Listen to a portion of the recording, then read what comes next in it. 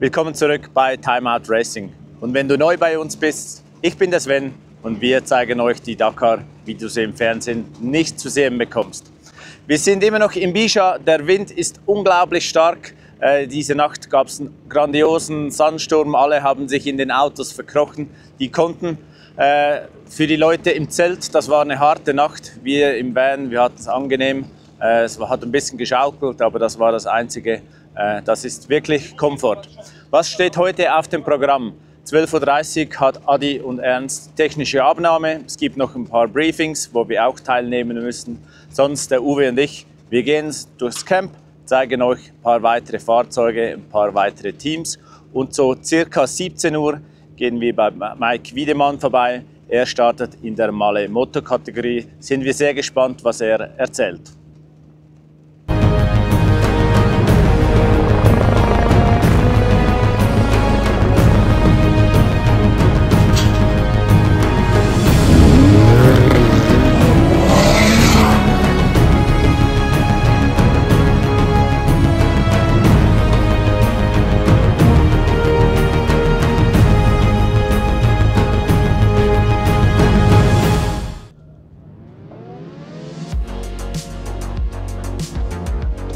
Das ist der wunderschöne Porsche, den wir bereits in Barcelona bestaunen konnten.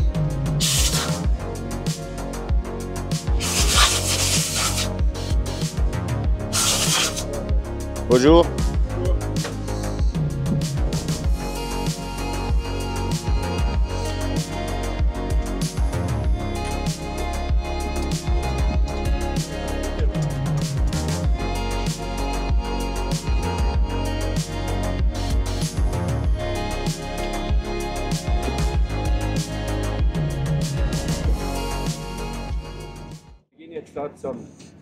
Zur Admin-Check zusammen mit unseren Freunden, mit unseren Locals.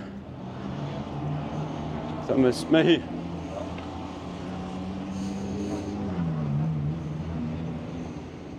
Hi. Convoqué à quelle heure pour la time? Ok, merci.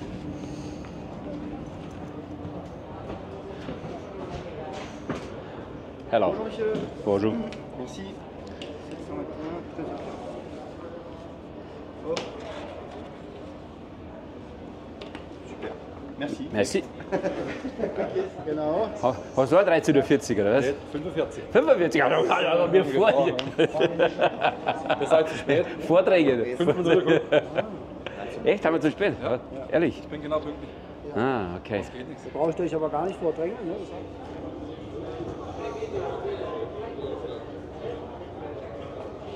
Yes, you are right. But they would confirm it via this app in the where you have the license. Or they write an email or something like that. They don't give you a sheet of paper. Yes, they won't do this.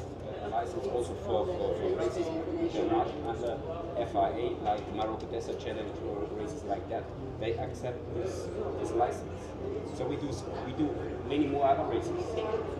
So, jetzt war mal kurz ein bisschen Nervosität angesagt. Ich habe die internationale Fahrerlizenz und die ist hier, das Rennen hier von der Dakar Classic ist nicht mehr ein FIA-Rennen, sondern ist ein Rennen, ein nationales Rennen von der Saudi Motorsportorganisation. Das heißt, ich brauche eine nationale Lizenz für Saudi-Arabien und die internationale, die ist mehr oder weniger nicht gültig. Das Problem ist dass die 25er Lizenz vom DMSB, vom Deutschen Motorsportverband, die gibt es nur noch digital und nicht mehr ausgedruckt und die können nicht erst sehen, ob ich auch nationale Rennen fahren darf, also sprich das Rennen hier in Saudi-Arabien. Aber Gott sei Dank ist bei den Mädels eine dabei, die ist vom Deutschen Verband und die hat ihnen erklärt, dass sie das abchecken wird, aber sie weiß, dass das alles okay ist und darum können wir wieder weitermachen. Sehr gut. Okay?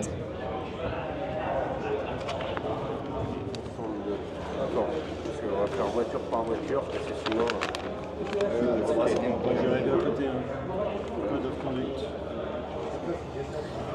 Non mais c'est pour pas les mélanger en fait. So. Video jetzt. Aha, aha.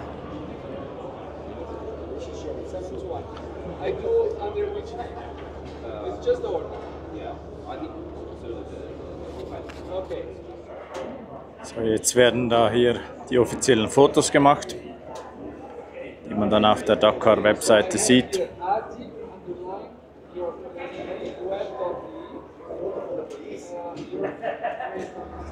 What's the schräg steht der dran?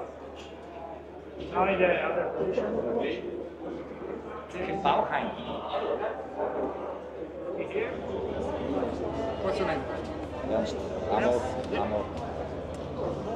What is the airport near to your home? What? The airport? Airport? The airport. The airport? Airport, near.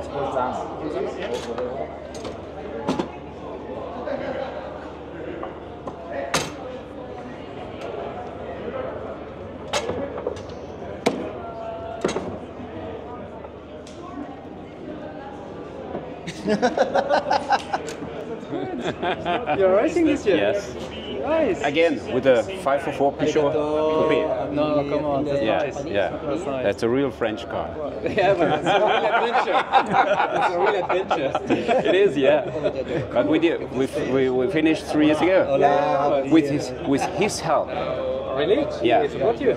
Yeah. I didn't know that. No, because we had a big problem, and he and Saud they found the right part in the museum and took the in the museum? Yeah. Fantastic. That's great. Great. yeah. Yes, sure. That was a big This year, story. car is ready? We have inshallah. Inshallah. Cool. So enjoy your race. Yeah. Golden Bully. The golden pulley. The golden pulley. I told Edward that we finished because of you. Story. No, it's story I just heard down. In the big one In Riyadh. in Riyadh. And he's said no, retired. I said no. We're doing Golden Bully, you know. Good luck, huh? Same to you. Where is the Peugeot now? Where is your car? Row 10. Row 10. Okay, you will come, huh? Yes. That would be great. Happy New Year. Thank you. Happy New Year. Also Happy New Year. I said to you Happy New Year. Yes. Is it you, Adolf? Yeah. Okay. I have to cut the... The old one. The dirty one. Dirty one. Give me a new one. A better one. A yellow one. Oh, it looks so nice. Looks so nice. Okay. And Ernest? Certains, get a stamp. Ça c'est good. Et 721.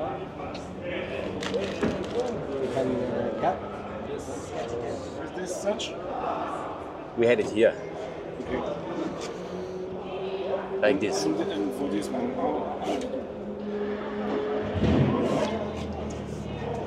and it's okay? Yeah. Because this is close and it can't fall out. Because it's locked. It's here blocked. Bon, c'est pas si mal. It's not too bad. I can make a knot. Yeah, it's better with a knot. Yeah. Okay. Like this, it's better. So then definitely can Yes. come out. Good. Okay. I agree. You agree? Yeah. It's great. Because we had the same problem in 2020. Yeah. Fix with this. Look here. So we have this airline Yeah. fixer okay. here. Yes. So we know we do other off-road race and we know how it is when you're jumping and all the Okay. stuff will. Okay.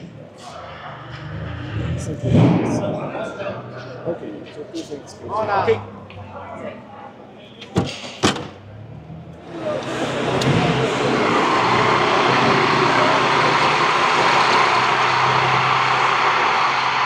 So, Ernst muss leiden, ich habe mit dem Messer abgestochen. Leider ein Unglück passiert.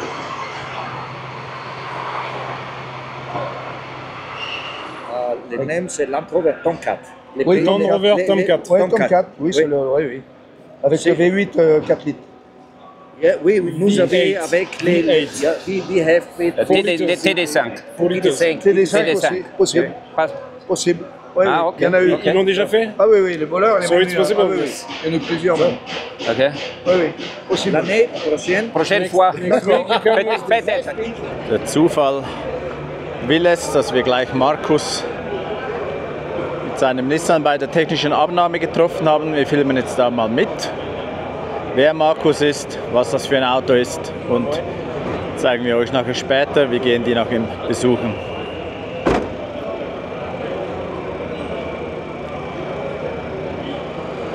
Die technische Abnahme heute wurde in dieses Zelt, in dieses große Zelt verlegt, was eigentlich für das Fernsehen reserviert ist. Der Grund dafür ist, weil es so stark gewindet hat, Sandsturm, und das wäre im offenen Zelt dann eher schwierig gewesen. Und nebenan gleich das Auto von Nasser Al-Attiyah.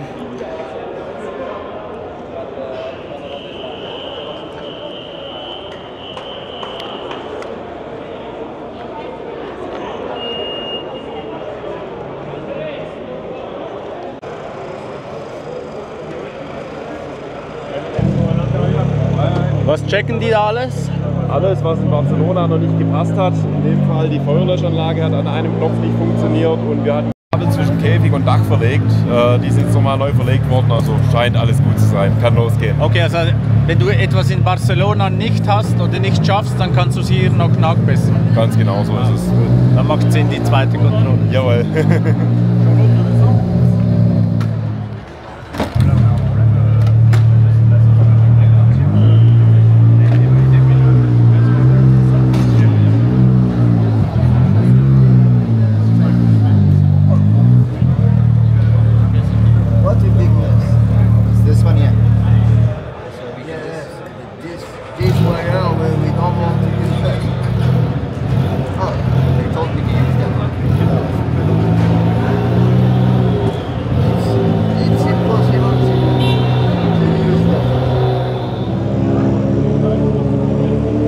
Markus hat mir jetzt noch ein bisschen erklärt, was das Problem war. Die wollen, dass der Motor, der Restriktor und andere Teile, alles mit einem Draht verbunden ist, wo sie dann die Blombe befestigen können. Und sie haben das einzeln gemacht, mit einem anderen Draht. Und das wurde jetzt abgeändert. Also jetzt kommt eine neue Blombe dran. Das ist ein Draht.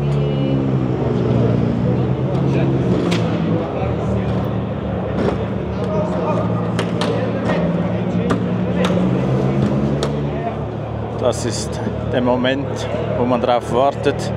Das ist die Starterlaubnis. Aufkleber, der dann aufs Auto kommt.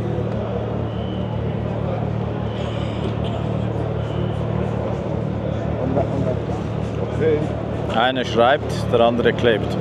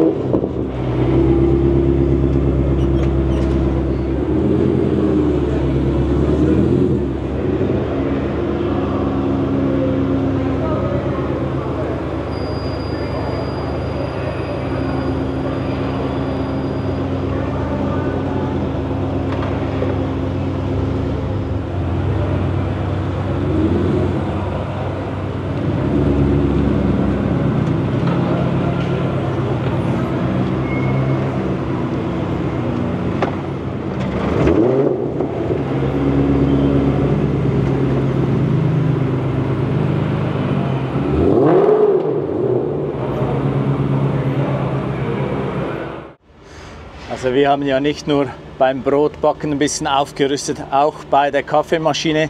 Herzlichen Dank an den Kaffeemann in der Schweiz, der uns die Maschine ausgeliehen hat, und den Kaffee und die schönen Tassen. Also wir genießen hier im Camp den besten Espresso, würde ich sagen.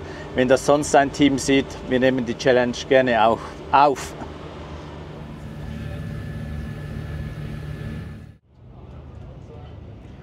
Hi zusammen, ich bin Markus, 36 Jahre alt, aus Deutschland, fahre jetzt meine 4. Dakar und stelle euch mal ganz kurz unser Auto und Team vor. Auto direkt hinter uns ist ein Nissan VK56 aus Südafrika. Eins der ältesten Autos hier im Starterfeld. Ihr seht es an den Rädern, bei den anderen sind die deutlich größer. Wir haben kleine Räder, wenig Federweg, keine Turbomotoren. Also für uns ist die Challenge einfach anzukommen. Wir können hier keine Platzierungen reißen. Aber das Ding ist solide, es ist einfach zu servicen und deshalb genau richtig für unser Team, weil wenn ihr mal nach hinten schaut, da ist nicht arg viel. Da ist ein Unimog, das ist alles, was wir an Servicefahrzeugen haben. Wir haben hier einmal den Andreas, das ist sozusagen die gute Seele im Team. Der macht uns immer den Kaffee, das ist das Allerwichtigste. Dann einmal mein Beifahrer, der Stefan. Der schickt mich quasi durch die Wüste, Chef im Auto, sagt immer, wo es lang geht. Am Zelt seht ihr den Albert, Chefmechaniker in seiner Funktion. Und irgendwo hier im Unimog steckt auch noch mein Dad, der ist Teammanager, Chef, Mechaniker, alles in Personalunion. Und das war es dann auch schon mit dem Team. Ich schaue mal, ob er mal... Da ist er. Ich kann auch mal kurz in die Kamera winken. Genau, das ist... Manager für alles und nichts. Richtig. Hat aber 8 Dakar selbst gefahren. Mit mir jetzt mit dem Service die 12. Dakar für ihn. Also er ist der absolute Routinier. Und wie gesagt, wir wollen platzierungstechnisch eigentlich gar nicht groß darauf achten, wo wir landen. Wir wollen einfach jeden Tag ins Ziel kommen und dann am Schluss übers Podest fahren, diese Finisher-Medaille mitnehmen. Das ist unser großes Ziel. Und drückt uns die Daumen, dass wir es schaffen. Zeig uns mal doch bitte noch den LKW von innen. Das schaffen wir. Musst du mal deine Wampe wegschieben? Das wird jetzt nicht aufgeräumt, aber du darfst trotzdem reinschauen. Das ist authentisch. Also wir haben einmal da vorne die Werkbank. Das kannst du hochklappen, dann ist hier noch eine Duschkabine, oben kannst du den Duschvorhang einhängen. Da wo du jetzt reinläufst, auf der Seite Ersatzteilregal, da sind alle Ersatzteile mit drin. Hier eine kleine Küchenzeile, ganz ganz wichtig, Kaffeemaschine, großer Kühlschrank. Wow. Und hinten haben wir noch Platz für Reifen, Gepäck und können dann noch hier dieses Holzbrett abklappen, dann haben wir noch ein Bett. Schläft eine Person da unten, eine auf dem Bett, eine Werkbank und 2 im Dachzelt, sind wir alle 5 gut versorgt. Wie sieht der Plan morgen aus für euch? Ja, siehst du hier, 29 Kilometer Special Stage, insgesamt 79 Kilometer. Also morgen ist Prolog, da geht es darum, die Startaufstellung festzulegen. Und da wollen wir einfach mal sauber durchfahren, schauen, dass wir einen guten Rhythmus finden, vielleicht nicht ganz hinten landen, damit wir nicht so eine späte Startzeit haben. Und ja, nichts kaputt machen, dann ist alles gut. Viel Erfolg wünsche ich euch. Dankeschön. Das optimale Licht wird jetzt auch genutzt noch für ein Fotoshooting. Alles wird sauber aufgestellt und dann kommt Jana und Anton, die wir auch kennen sonst von unseren Rallyes, und machen Fotos. Also für mich machen sie die besten Fotos. Auch die Fotos, die ihr von uns kennt, die wurden von ihnen gemacht.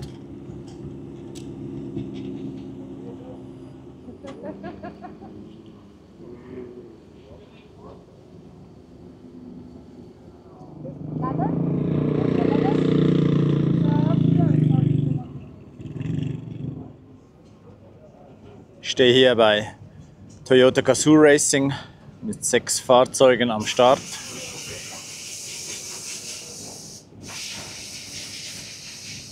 Für Uwe und mich immer noch eins der coolsten Fahrzeuge, der Toyota Hilux. Vom Sound her, vom Design und vermutlich auch von der Zuverlässigkeit.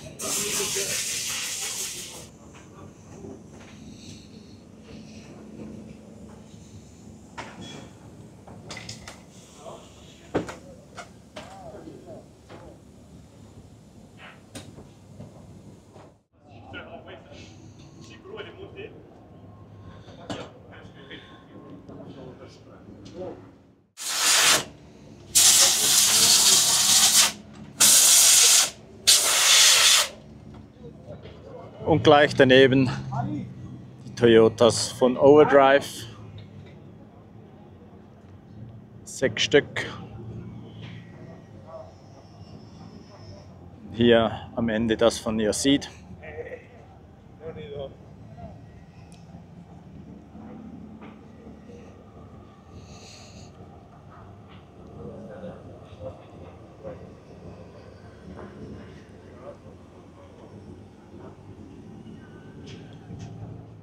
Und dahinter die Zeltstadt, also das ist nur Overdrive und vermutlich mal noch Gazoo Racing, das weiß ich jetzt nicht, aber könnte sein.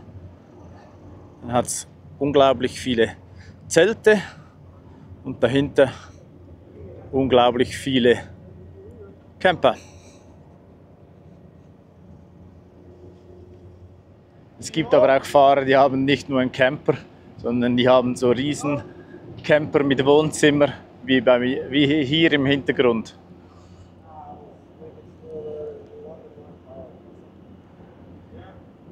Das sind die Camper von Yazid und Freunden.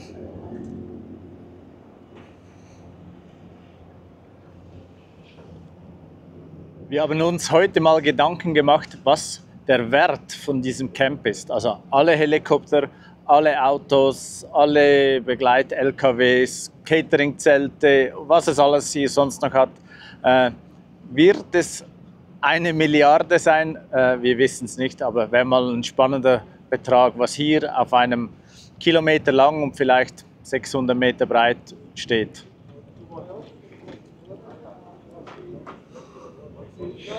Vermutlich Ersatzdämpfer zum Austauschen. Reiger ist auch hier vor Ort und macht Service, das kann ich euch auch mal noch zeigen. Also Service an den Stoßdämpfern. Ich weiß nicht, ob man es aus der Kamera erkennen kann, aber es ist sogar noch schön beschriftet, was drin ist. Drive Shaft. Das ist richtig cool, sauber. Auch hier. So, viele haben nach Mike gefragt und jetzt sind wir bei Mike. Hallo Mike, erzähl mal, wer du bist und was machst du hier?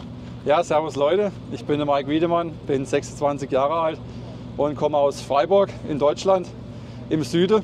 Und ja, ich bestreite dieses Jahr die Marathonklasse. Das ist eigentlich so der Ursprung von der Rallye Dakar, die härteste Kategorie. Ich bin vor 3 Jahren im Team gefahren und habe mich jetzt dazu entschieden, in der Marathonklasse zu starten. Das heißt, keine Hilfe erlaubt, ich schlafe im Zelt, habe keinen Mechaniker und ja, ich freue mich. Meine Ziele, muss mal schauen, also auf jeden Fall ins Ziel kommen, das ist das Hauptziel, unverletzt zu bleiben und ich denke, Top 5 ist auf jeden Fall drin. Fahrer ist natürlich Top 3 auch, aber jeder weiß, bei der Dakar kann viel passieren. Deshalb ruhig bleiben und ins Ziel kommen. Wenn euch die Reise von Mike interessiert, kann ich euch auch den YouTube-Kanal von Weberwerke empfehlen. Geht da mal vorbei, da gibt es auch noch ein Video von der Vorbereitung und auch während der Dakar berichten die von Mike. Also daher nicht verpassen, gleich noch zu Weberwerke reinschauen. Hallo Leute, Tobi hier. Einige kennen mich noch von letztes Jahr vom Time Out Racing Kanal, aber da war ich noch in der Male-Moto-Kategorie. Heuer ist das Ganze ein bisschen anders. Ich bin beim holländischen Team dabei, beim Bus World Racing Team und werde in der Rallye 2 Kategorie an den Start gehen und werde natürlich alles versuchen, das Beste daraus zu machen, so viel Experience wie möglich zu erlangen. Und ich bin mit der Nummer 96 am Start. Hab das schon seit klein auf eigentlich. Meine Schwester ist 96er Baujahr, so kleiner Fun Fact. Das ist meine Waffe, 450er KTM Rallye, die neue Generation. Dieselbe, die ich in Marokko schon gefahren bin. Also ist richtig ein gutes Bike, muss ich sagen. Also was KTM da geleistet hat, ist wirklich hammermäßig. Und ich würde mal sagen, es dürfte am Team und am Motorrad dürfte es nicht dran scheitern. Deswegen, aber keinen Druck auf meine Schultern, sage ich jetzt einmal. Ich will lernen, ich will gewinnen natürlich, so viel Erfahrung wie möglich gewinnen, will ich jetzt damit sagen. Und von dem her hoffe ich natürlich auf lässige 13 Fahrtage. Und danke Sven, dass du mich da so mitnimmst und dass du das Ganze da so filmst, das wirklich den Leuten so präsentierst. Freut mich persönlich wahnsinnig, den Motorsport, das was wir da machen, so nahe zu bringen. Wir haben ziemlich einen Sandsturm, man sieht es an der Kappe. Saudi-Arabien, Wüste ist nicht immer warm. Es wird noch sehr viel kälter, wenn wir dann vor allem in Heilum sind, in den Bergen, da haben wir dann bis zu minus 2-3 Grad und wir müssen da Verbindungsetappen von 300, 400, 500 Kilometern teilweise fahren. Also wird schon eine richtig anspruchsvolle Woche werden. Ich bin super vorbereitet, ich freue mich wahnsinnig, ich kann es nicht mehr abwarten, wenn es morgen dann endlich losgeht mit dem Prolog und mit dem Startschuss zur Rallye Dakar 2025. Wieder spontan neue Leute kennengelernt, zum Kaffee und Tee eingeladen. Super Runde. Ein Feuer, schön warm, geschützt vom Wind. Gleich hinter dem Camp von Tobi. Die Nachbarn sind sehr nett.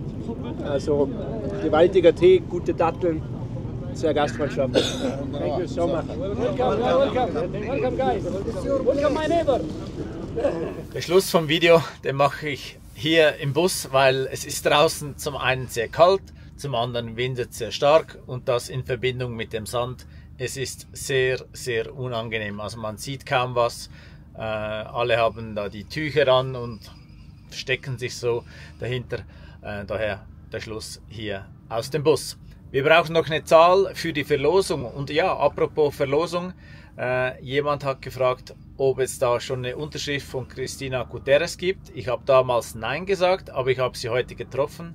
Daher, wenn ihr an der Verlosung teilnehmen wollt, merkt euch in jedem Video die Zahl. Am Schluss gibt es eine Summe, die ihr dann einreichen könnt. Und die Zahl für heute ist 14, denn es ist 14 Grad bei uns im Bus. Ich hoffe, das Video hat euch gefallen und ihr seid auch morgen wieder dabei. Uns würde es freuen. Bis dahin, bis bald und tschüss.